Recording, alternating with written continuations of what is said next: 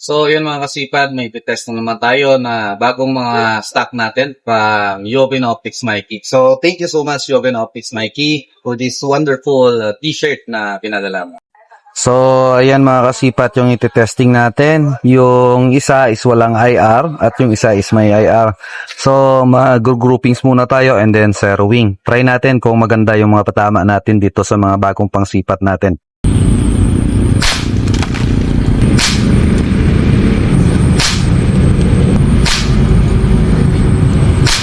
So, ayan mga kasipat yung kanyang mga patama sa groupings niya and zeroing. So, ayan mga kasipat, yung ating metal target. So, subukan natin muna yung malaki hanggang sa maliit. So, 5 shots lang.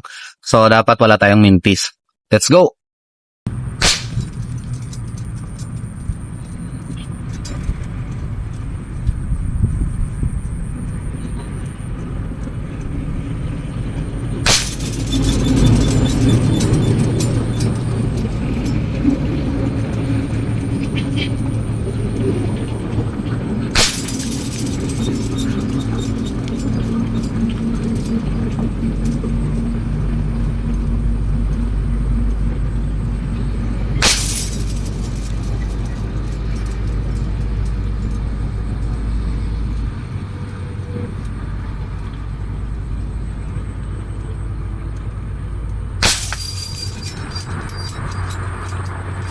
At nakita nyo naman na patamaan natin yung mga metal targets. So ayan mga kasipat, ito yung groupings natin at zeroing kanina. So makikita nyo, one hole talaga.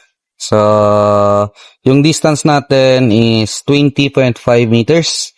So maganda yung bagong stock natin na pinadala ni Joven Optics Mikey. So ayan yung kanyang box lang muna yung papakita natin. Hindi yung buong unit kasi baka ma-delete na naman. So ayun, thank you so much and God bless you all and keep safe always.